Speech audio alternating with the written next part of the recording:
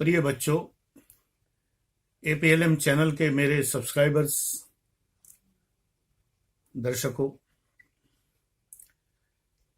कुछ बच्चों ने मुझसे कहा फेसबुक के कमेंट्स में पूछा। कुछ बच्चे बहुत पुराने व्यूअर हैं और उन्हें व्हाट्सएप की भी अनुमति है, तो उन्होंने व्हाट्सएप पे पूछा। बड़ा महत्वपूर्ण प्रश्न है, शायद पहले डिस्कस नहीं किया है।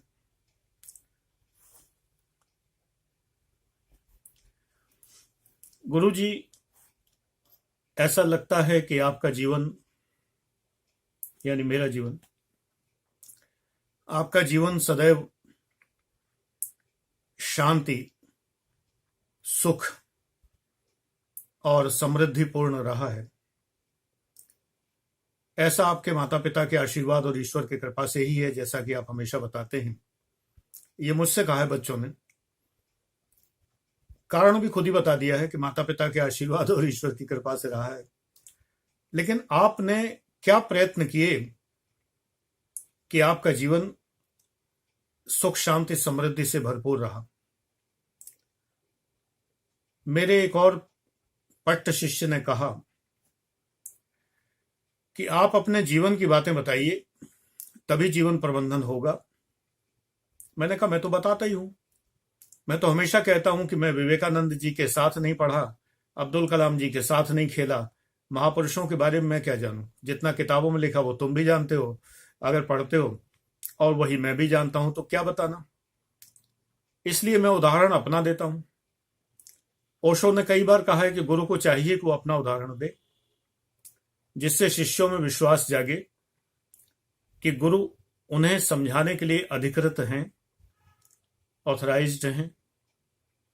बीटीपीयूपी पर तो हमेशा कहता हूं कि मैं स्वयं पीसीएस अधिकारी रहा, 4 बार चयन हुआ, आईएएस रैंक से रिटायर हुआ, इसलिए मैं तुम्हें मार्गदर्शन दे सकता हूं इन सर्विसेज की। हमेशा कहता हूं, ये किसी को जलाने भूनने के लिए नहीं कहता हूं, ये अपनी ऑथेंटिसिटी बताने के लिए कहता हूं कि बेटा, अगर मैं इतिहास की ट्यूशन करूं, बच्चों को पढ़ाऊं इतिहास, तो मुझे बताना जरूरी है कि मैंने इतिहास से पीजी किया है।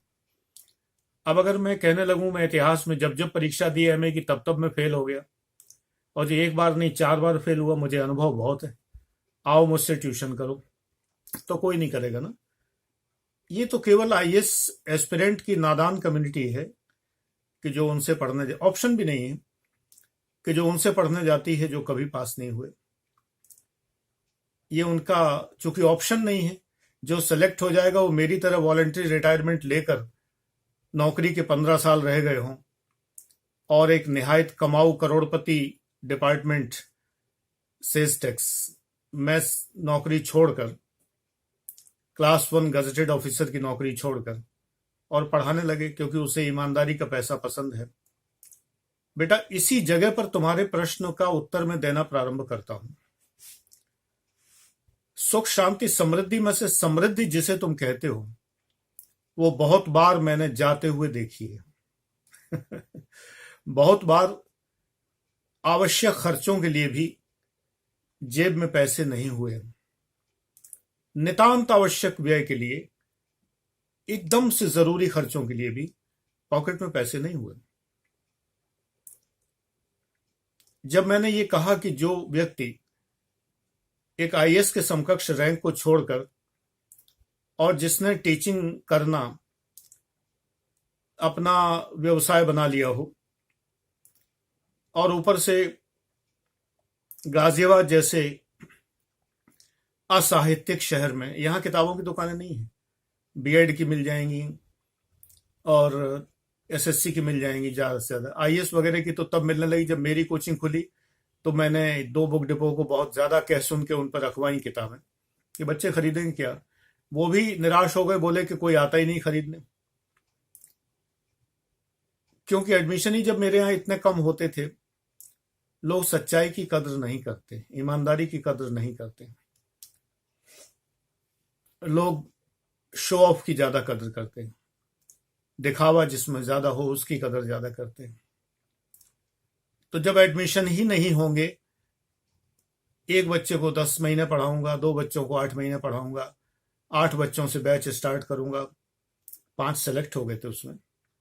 ऐसा हर साल होता था, बहुत सिलेक्शन हुए और सभी सिलेक्शन की न्यूज अखबारों में आती रही है, मेरे प्रोस्पेक्टस में सारी न्यूज छपी हुई। तो फिर भी कोई कदर नहीं। लेकिन मुझे इससे कोई परेशानी नहीं है, क्योंकि मैं जानता हूं कि सच्चाई की कदर तो कभी भी नहीं हुई, चाहे वो हजरत ईसा मसीह हो, चाहे हजरत मोहम्मद साहब हो, और चाहे कोई भी हो। ये तो इतने बड़े बड़े महापुरुष हैं, तो मैं तो इनके चरणों की धूल नहीं हूं, मेरी क्या कदर होगी। जो सच बोलता था उसे तो लोग दौड़ा लेते थे। यूट्यूब पर मुझे कितना दौड़ाया गया है, लेकिन मैं दरिया नहीं हूं, बता दो आफताब को, समंदर हूं, आसानी से ठिकाना नहीं लगता। करते रहे लोग, तमाम बातें करते रहे, कर रहे हैं, करते रहेंगे। निंदन्तु नीति निपुणा यद्वास्तुवन्तु लक्ष्मी समाविशति गच्छतु यथेष्टम इत्यादि। तो बेटे, जो तुम ये कहते हो कि आपने ऐसा क्या किया कि जीवन सुख शांति समृद्धिपूर्ण रहा, तो मैं ये बता दूं कि जो सांसारिक अर्थों में सुख शांति और समृद्धि है, बहुत बार चली गई। शनि का प्रकोप हुआ, उसको जो ज्योतिष की भाषा में कहते हैं, बृहस्पति टेढ़ा हुआ, राहु टेढ़ा हुआ, शुक्र, ये वो सब कुछ होता रहा। चूंकि ये विषय मैंने बहुत अच्छे से गूढ़ तरीके से पढ़ा है, तो मुझे पता है कब ग्रह नक्षत्र कौन सी चाल चल रहे हैं। मैंने उपाय नहीं किए, यज्ञ नहीं किए, हवन नहीं किए, उनके जो टोटके नहीं किए, कुछ भी नहीं किए, ईश्वर की आराधना की बस खाली। कठिन समय पार होता गया, हो ही जाता है। तो सुख जिसे कहते हैं, सरकारी नौकरी में तो कम से कम नहीं था वो। जी हाँ, असिस्टेंट कमिश्नर की पोस्ट पे अपॉइंट होकर भी सेल्स टैक्स जैसे डिपार्टमेंट में सुख तो नहीं था। चेक पोस्टों की पोस्टिंग होती थी, मोबाइल स्क्वाड में पोस्टिंग होती थी, 4-4 दिन घर से बाहर रहे हैं, 72-72 घंटे की ड्यूटी की है, स्नान करने की जगह नहीं, सुबह उठ के जो फ्रेश होते हैं तो उसके लिए खेतों, मेरी कभी आदत नहीं रही खेतों में जाने की, इतनी कठिनाई हुई। फिर मैंने एक से व्यक्ति से कहा, गांव के से, मैंने कहा मैं तो मर जाऊंगा 72 घंटे की ड्यूटी में, अगर मुझे दीर्घ शंका लघु शंका निवारण के लिए कोई तो एक दीवार बनवा दो कहीं पे, कुछ तो व्यवस्था करवा दो। गांव के चौधरी साहब को मेरे ऊपर दया आई, बोले साहब आप विशुद्ध शहरी आदमी लगते हैं, गांव के नहीं। मैंने कहा अब कस्बे में रहने वालों की यही विडंबना है कि ना वो गांव के होते हैं ना शहर के होते हैं। बर्थना मेरा कस्बा है और दुर्भाग्यवश मैं पक्के मकान में रहता हूं, मेरे खेत भी नहीं है, तो मैं कभी खेतों में गया नहीं, मुझे आदत नहीं है। मैं निवृत्त ही नहीं हो सकता अगर मैं ऐसे जाऊंगा, ऐसे ही बैठा लौट आऊंगा। तो चौधरी साहब ने बाकायदा सरकारी एक शौचालय, सरकारी आते थे, बने बनाए होते थे, उठा के रख दिए जाते थे, उसकी व्यवस्था की। अब वो चूंकि मेरे डिपार्टमेंट का मामला नहीं था, नहीं मैं करा लेता, लेकिन चौधरी साहब ने, सरपंच ने मिलके करा दी व्यवस्था। पानी की कोई व्यवस्था नहीं, हैंडपंप लगवाया, इंडिया मार्क हैंडपंप, सरकारी हैंडपंप होता है, वो लगवाया। रेलवे स्टेशन कानपुर पर जब पोस्टिंग हुई, सारे रेलवे स्टेशन मेरे अंडर में थे, टैक्सेशन पर्पज से। जो लोग माल लेके आते हैं, गुड्स लेके आते हैं, उनको चेक करना, और अगर वो टैक्स नहीं पे करते हैं तो उनको नहीं करते, कोई करता थोड़ी, तो उनको पकड़ धकड़ करना, दौड़ाना, बंद करना, अरेस्ट करवाना, माल जब्त करना, टैक्स वसूल करना। लेकिन सुविधा के नाम पर एक कमरा नहीं। मैं अपनी गाड़ी में बैठा रहता था, प्राइवेट कार में, कुछ अधिकारी पेड़ के नीचे बैठे रहते थे। ये दशा थी। तो सुख जिसे कहते हैं वो तो नहीं था।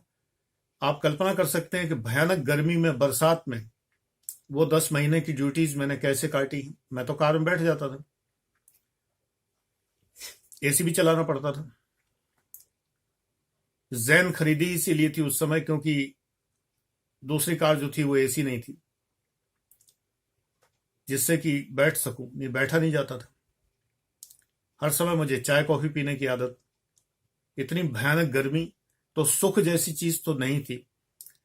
बैठने का शौक पूरा कर लेता था, बैठ नहीं पाता था क्योंकि हर वक्त बड़े बड़े ठेले निकलते रहते थे, उन्हें दौड़ाना पड़ता था, पकड़ना पड़ता था, पैसा वसूल करना पड़ता था, रसीद काटनी पड़ती थी। कभी कभार थोड़ी देर के लिए ठंडक ले ली जाके तो ले ली। आखिरकार सिटी मजिस्ट्रेट से कह के चुंगी भवन जो था, उस चुंगी भवन को सेल्स टैक्स के नाम कराया, लीज पे लिया। 2 मंजिला भवन था, नंबर 1 की तरफ अभी भी है, प्लेटफॉर्म नंबर 1 की तरफ।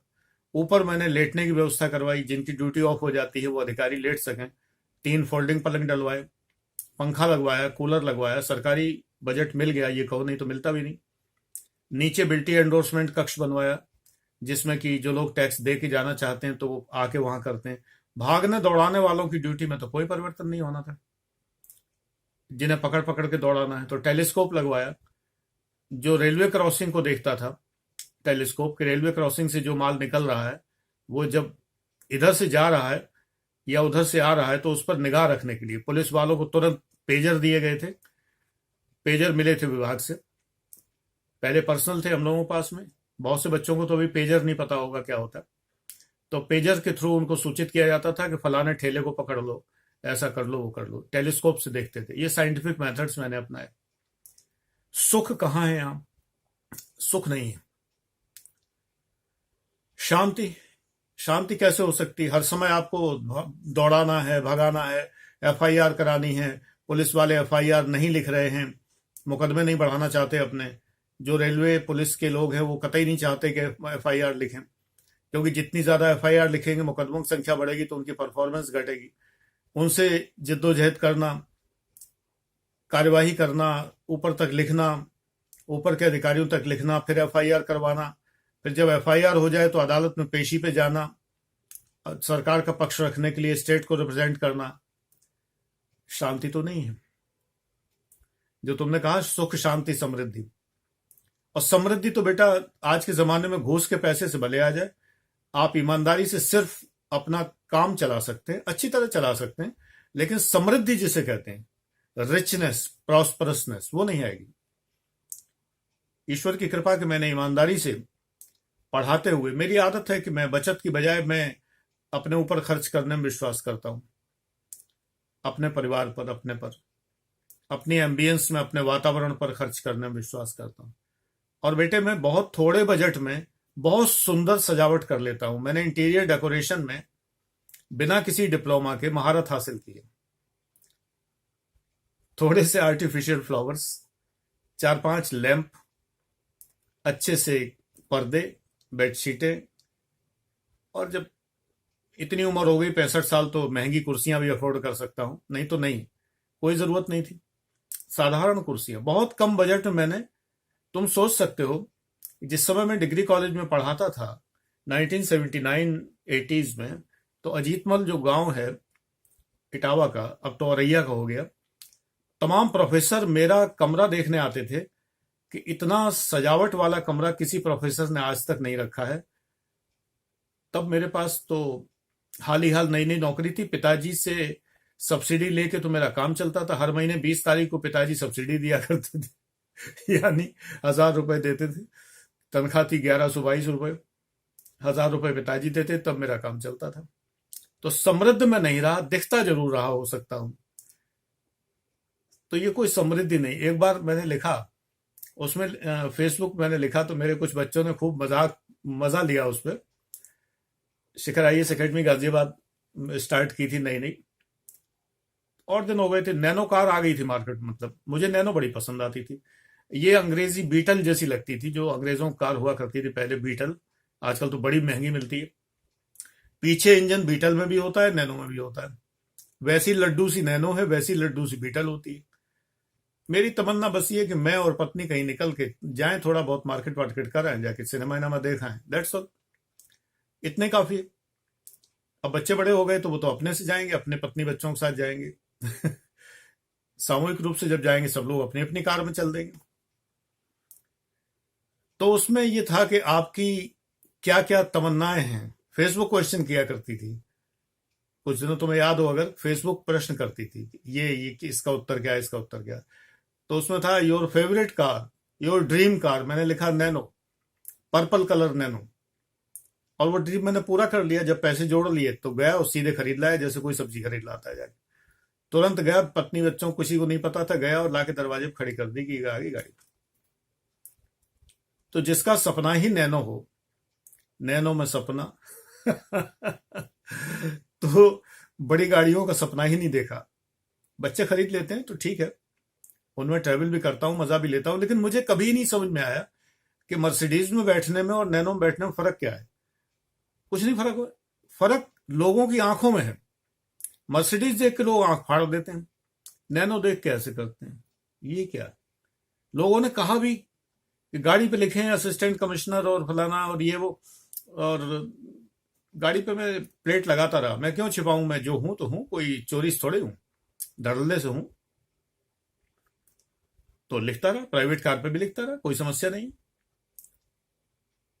आप कोई गलत काम थोड़ी कर रहे हैं। प्राइवेट कार पे अगर मैं असिस्टेंट कमिश्नर या डिप्टी कमिश्नर या ज्वाइंट कमिश्नर कुछ भी लिखूं और उसके बाद मैं कोई ऐसे काम करूं कि लोगों पे रेड डालने जाऊं और ये सब करूं, तो गलत है। मैं जा रहा हूं, मार्केट में जा रहा हूं, अब मेरा रुतबा है, मैंने अपने परिश्रम से प्राप्त किया है। जैसे नाम के पहले डॉक्टर लगाते हैं तो लगाते हैं। मेरा विभाग हमेशा मेरा नाम लिखा करता था, खाली मैंने पत्र लिख के, डेमी ऑफिशियल लेटर लिख के, डीओ लेटर बहुत महत्वपूर्ण होता है, मैंने लिखा कि कृपया मेरे नाम के पहले डॉक्टर लगाएं। मैंने बड़ा परिश्रम किया, 4 साल मेहनत की इलाहाबाद विश्वविद्यालय, तब ये डॉक्टर शब्द आया। So that call me doctor P के दीक्षित। आनंद प्रदीक्षित तो मेरा पेन नेम है ना। तब जाके डिपार्टमेंट ने लिखना शुरू किया। फिर भी लोग जलते थे, बहुत ज्यादा, बहुत जेलस थे, क्योंकि मेरे बॉस ने एक बार कहा कि तेरी डॉक्टरी निकाल दूंगा सारी जो है। मैंने कहा सर डॉक्टरी ने क्या बिगाड़ा है। कहीं नहीं, तू बहुत अपने को वो समझता है, तू करके बात करते थे। मिलिट्री के आदमी थे, मुझे बहुत चिढ़ है ऐसे लोगों से। सच बात यह है कि मुझे जब भी सेना के लोग मेरे ऊपर आए, होता है हमारे डिपार्टमेंट में पूरा बैच सेना से आया हुआ था, उसको इमरजेंसी भर्ती कहते हैं। इन लोगों में कतई नाम मात्र के लिए कर्टसी नहीं थी, बिल्कुल। आई एम सॉरी टू से, आप लोगों में कोई हो तो बुरा मत मानना, कर्टसी नहीं। ये पता नहीं अपने को क्या समझते हैं भाई। जब आप इतना ही बेईमान समझते हैं सिविलियंस को, तो मत आइए मेरे डिपार्टमेंट में, क्यों आते हैं, मत आइए। तो एक कैप्टन साहब थे, उन्होंने बहुत सताया, मेजर साहब ने बहुत सताया। तो बेटा सुख शांति समृद्धि आपकी गलतफहमी है, ये हमारे मन की दशा है। मैं अगर यहां बैठ के और सुंदर पर्दे और सुंदर फूल पत्ती लगा के बैठा हूं, ये मुझे शांति देते हैं, सुख देते हैं, समृद्धि सी लगती है देखने में, लेकिन ये है नहीं। होती है ये कि बहुत बड़े बड़े बैंक बैलेंस हों, बड़ी कोठियां खड़ी हों, भारी भरकम कारें हों। मुझे इन चीजों में कभी भी सुख शांति समृद्धि नजर नहीं आई। मुझे बस इतना लगता है, मैं जहां बैठूं मुझे आंखों को सुंदर लगे। एक तरीका होता है, आप खुला बल्ब लगा लीजिए तो उसकी रोशनी बहुत बुरी सी रोशनी होती है और वो माहौल बहुत बुरा सा होता है। उस पर एक लैंप शेड लगा दीजिए तो वही सुंदर रोशनी हो जाती है। और मैं क्या करता हूं, वो लैंप शेड वाले लैंप मेरे पर्दे के पीछे हैं, ट्रांसपेरेंट पर्दों के पीछे हैं, ट्रांसल्यूसेंट पर्दे हैं, इनके पीछे हैं। इनके पीछे लैंप शेड वाले लैंप लगे हुए हैं, जैसे पीछे आपको दिख रहे हैं, ये भी शेड वाले लैंप हैं। तो क्या होता है, कमरे में एक रहस्यपूर्ण सा वातावरण आता है। बात वही है, सिंपल थिंग। ये पीछे आइकिया के लैंप हैं, they are not so costly, बहुत महंगे नहीं, बहुत नॉर्मल से। लैंप भी इनके छोटे छोटे होते हैं, लेकिन कमरे का वातावरण अद्भुत हो जाता है। पर्दे अमेजन पे, फ्लिपकार्ट पे मिलने वाले साधारण से पर्दे हैं, किसी घर में हो सकते हैं, बहुत सस्ते पर्दे होते हैं, बहुत ही ज्यादा, लेकिन लुक देखिए कितना अच्छा आता है। ये छोटे छोटे पेड़ हैं, सुंदर लुक आता है। बस इतना ही तो है। इतने में हम अपने को फील कर सकते हैं कि कितना सुंदर वातावरण है। बस ये फील करने की बात है। जैसे हमें अपने जीवन साथी को ये सदैव फील करना चाहिए कि वो दुनिया की सबसे सुंदर स्त्री है या सबसे सुंदर पुरुष है। अगर आप स्त्री हैं तो, बाकी का मुझे पता नहीं। तो आप ये फील करें तो वो दुनिया का सबसे सुंदर लगेगा। I feel this. इसका कभी कभी बड़ा मजाक भी हुआ है।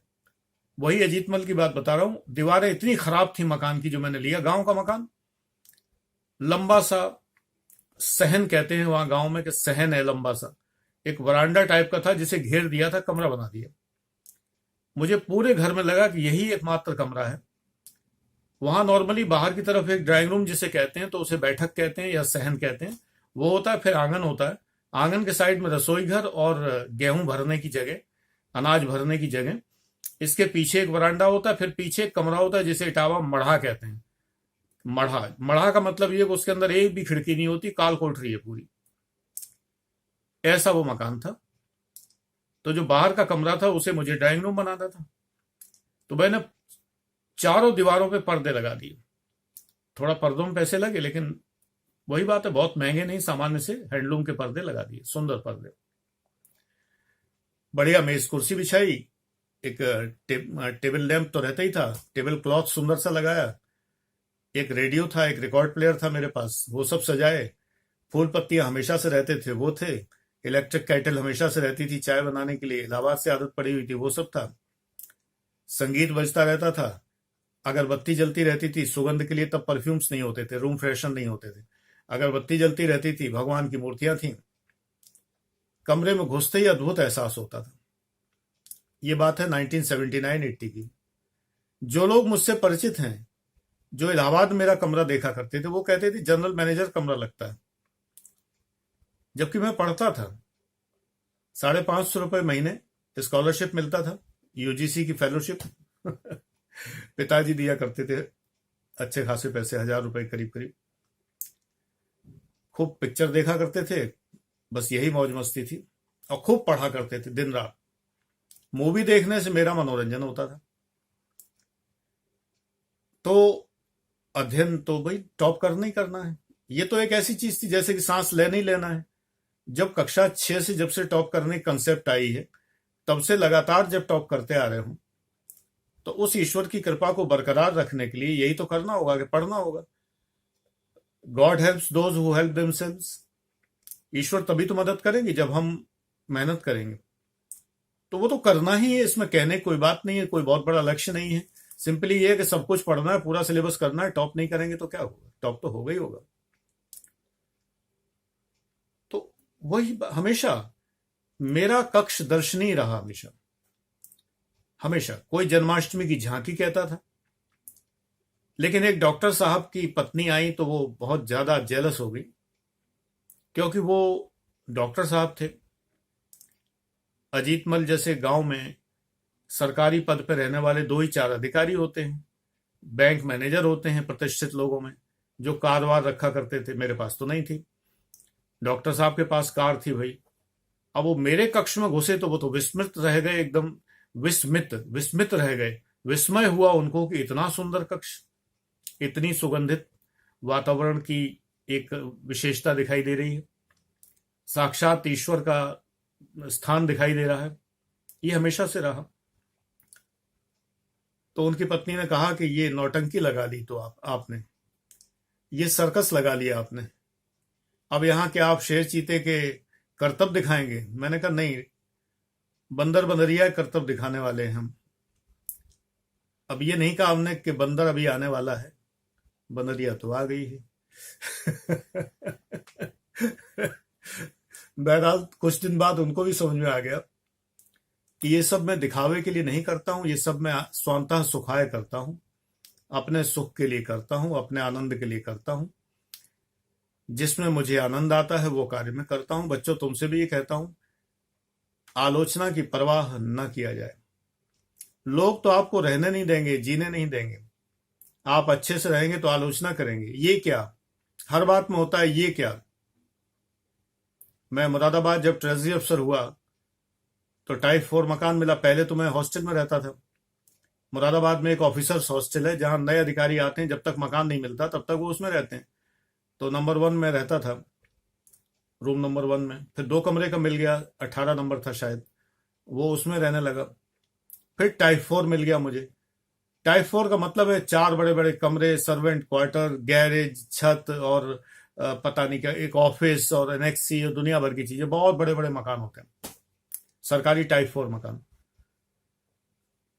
एमएल भास्कर डिप्टी कमिश्नर मेरे बगल में रहते थे, नीचे मूलचंद यादव एडीएम रहते थे, और मेरे ठीक नीचे जो है वो सीओ सिटी चंद्रिका राय रहते थे। 4 लोगों का एक ब्लॉक था।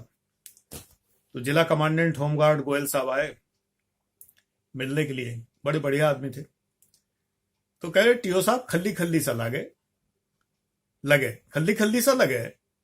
मैंने कहा जब सामान ही नहीं है तो खल्ली तो लगेगी, मतलब खाली खाली सा लग रहा है। मैं उनसे कह रहा, मैंने गोयल साहब रखूं क्या, जरूरत की चीजें सब एक कमरे में आ जाती हैं, ड्राइंग रूम में एक कमरा सोने के लिए है, रसोई घर है, बाकी कमरों में क्या करूं, बच्चे छोटे हमारे साथ ही है, माता पिता हैं उनके लिए जो ऑफिस वाला कमरा था, क्योंकि ट्रेजरी अफसर घर पे ऑफिस बनाने की कोई जरूरत नहीं पड़ती, माता पिता वहां है बगल के कमरे में। अब खाली तो हो गई, अब नई नई नौकरी है, पैसे वैसे जोड़ेंगे तब देखेंगे। उस समय न कूलर, न गैस, न कुछ, सीधे सीधे बर्थना से उठ के ट्रेनिंग करके चले आए थे शहर में रहने। गोयल साहब बोले टीओ साहब आपको पता नहीं है, आप एक एक बाबू को बुलाओ, कहो बेडरूम सजाना।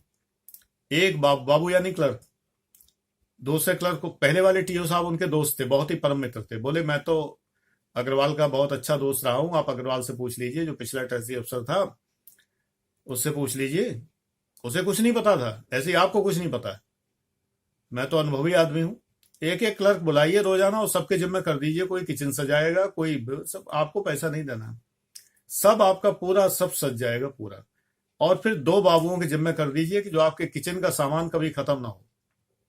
ये रिवाज है, नजारत की रिवाज है ये। नजारत कहते हैं कलेक्ट्रेट ऑफिस, मैं कलेक्टर ऑफिस में ही था।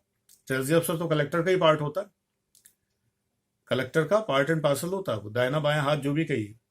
अब कलेक्टर लेफ्टी हो तो फिर बायां हाथ हो, नहीं तो दायना हाथ तो ये नजारत का पार्ट होता है। ओसी नजारत, ऑफिसर इंचार्ज नजारत, ये कलेक्टर ऑफिस का उर्दू नाम है नजारत। नाजिर सदर उसका मालिक होता है। तो आपका तो सब कुछ व्यवस्था करने के लिए पहले से अरेंजमेंट है कि ये काम तो नाजिर सदर का है, ये काम फलाने नसीम बाबू का है, ये काम फलाने मुस्तफ़ा बाबू का है, ये उनका है, ये उनका है। मुरादाबाद था, थोड़ा मुस्लिम बहुल इलाका है, कर्मचारी भी मुस्लिम ज्यादा थे, इसलिए बड़े ही विनम्रता से और बहुत ही, कहना चाहिए कि मैं क्या शब्द कहूं, कि भक्ति भाव से रहते थे एकदम, बहुत ज्यादा। एक होती है बात कुछ तहजीब की, बहुत ज्यादा मिली मुझे वहां पे, लेकिन मैंने कहा गोयल साहब ये चीज नहीं कह पाऊंगा क्योंकि ये कुछ गलत है, फिर वो लोग पेंशनर्स को तंग करेंगे, उनसे पैसा लूटेंगे और वो अच्छा नहीं लगेगा। गोयल साहब ने कहा ठीक है देख लो, आप अभी नए नए हो, जब मन करे तब करना। भले आदमी थे, अच्छे आदमी थे, मुझे हमेशा सही राय देते रहे। ये तो उन्होंने रिवाज बताई थी कि कलेक्ट्रेट की रिवाज है, ऐसा होता है, कोई बात नहीं। मैंने नहीं माना तो नहीं माना, धीरे धीरे करके जब पैसे जुटाता रहा, सामान लेता रहा। तो बेटे जो आप लोगों ने कहा कि सुख शांति समृद्धि के लिए आपने क्या किया, तो न तो सुख न शांति न समृद्धि, जब मानव जीवन लिया है तो यहां दुख भी बहुत हैं, अशांति भी बहुत है और निर्धनता भी बहुत है। एग्जैक्टली निर्धनता ही कहूंगा मैं। जब हम बेसिक नीड्स को पूरी नहीं कर पा रहे हैं तो उसको हम क्या कहेंगे। तमाम बार ऐसा हुआ है कि बेसिक नीड्स पूरी नहीं कर पा रहे, ये चीज होती। फिर धीरे धीरे अकल आई कि वक्त जरूरत के लिए पैसे बचाओ। तो मैं ताज्जुब होगा कि मेरे शिष्यों ने कहा, जब मैं शिखर में पढ़ा रहा तो बहुत बार ऐसी स्थिति आती थी कि नवरात्रि में पंडित जी को देने के लिए दक्षिणा नहीं होती थी, एनी हाउ काम चलाना पड़ता था, पत्नी जैसे तैसे इंतजाम करती थी। मैंने एक बार जिक्र किया ऐसे ही कि ऐसा हो जाता है। तब मेरी कुछ शिष्याओं ने कहा कि देखिए आप सब खर्च कर देते हैं, लेकिन माता जी जो हैं, यानी मेरी पत्नी, माता जी को ये समझ है, वो वक्त के लिए बचा के रखती हैं। सर आप भी थोड़ा बचा के रखा करिए मैंने शिष्यों की राय मानी, बचाना शुरू किया। तो फिर उसके बाद मुझे ये समस्या नहीं आई कि किसी महत्वपूर्ण कार्य के लिए मुझे कमी महसूस हो। ये मैं तुमसे भी कहता हूं, समृद्धि लानी है तो बचत करनी है। समृद्धि बचत से आती है। अगर बचत नहीं है, मैंने ये करके देखा ना, जितना आया सब खर्च कर दिया। अब अचानक आवश्यकता पड़ी तो मेरी जेब में कुछ नहीं। तो तुम मुझसे वो सीख लो कि जो जीवन अच्छा बीते, आनंदमय बीते। तुमने 3 चीजें मुझसे कही थी, सुख, शांति, समृद्धि। मैं चौथी चीज कहता हूं, आनंद। वो मुझे हमेशा रहा है। पीड़ा में आनंद भी लिया मैंने। मेरे सचिव ने मुझे बुलाया, टी जॉर्ज जोसेफ, बहुत भयानक सचिव, जिसके सामने जाने का मतलब ये था कि आप शूट एट साइट, मतलब आपके ऊपर इतनी फायरिंग होनी है, इतना डाटा जाना है, इतना कुछ होना है। किसी ने झूठी सच्ची शिकायत कर दी, बुला लिया लखनऊ। कानपुर तक मैं गया ट्रेन से, लखनऊ छोटे भाई की कार से गया। रास्ते में मैं सुन रहा था, त्र्यंबकम यजामहे सुगंधिम पुष्टिवर्धनम उर्वारुकमिव बंधना मृत्योर्मुक्षीयमामृतात्, यूं ही सुन रहा था। अचानक तेज सुगंध आई मुझे। मैं थोड़ा झपकी सा ले रहा था, मुझे सुगंध आ रही थी कहीं ना कहीं। गाड़ी में कोई परफ्यूम नहीं, कोई खुशबू नहीं। दूर दूर तक कोई मंदिर नहीं, गाड़ी बंद थी, एसी गाड़ी थी। दूर दूर तक कोई मंदिर नहीं, कोई कहीं नहीं। खुशबू कहां से आई? मैंने कहा ठीक है, भगवान की कृपा है। ये साक्षात है कि शिव प्रसन्न है और मेरे आसपास है, क्योंकि लगातार ये श्लोक बज रहा था। 108 बार जाप होता है ना जैसे। पहुंचा उनसे मिलने, उन्होंने बहुत वेट कराया। बहुत ही, इस मामले में मैं क्या कहूं, शब्द नहीं है मेरे पास। इस लेवल के शब्द जो होते हैं वो सब खत्म हो जाते हैं। दिन भर वेट कराने के बाद पता चला कि वो उठ गए, कहीं चले गए। मैंने एक एप्लीकेशन दी, मैं चला आया। मैंने कहा सर मैं आया था, दिन भर मैंने वेट किया। आपके जो सेक्रेटरी हैं वो अभी भी कह रहे हैं वेट करने के लिए। मेरी तबीयत खराब हो रही है और मैं नहीं बैठ पा रहा हूं। कृपया जो भी आपको जानना है लिखित में मुझे भेज दें। सचिव से इतनी हिम्मत, और वो भी टी जॉर्ज जोसेफ से। अगले दिन स्पष्टीकरण कॉल कर लिया गया। जो लेटर दिया, मैं जैसे ही पहुंचा ऑफिस में, स्पष्टीकरण तैयार मेज पर रखा। स्पष्टीकरण दीजिए, क्यों ना आपको ये कर दिया जाए, वो कर दिया जाए, ये कर दिया जाए, वो कर लो यार जो करना हो। मैं तो वैसे ही छोड़ने के लिए मन बना चुका था।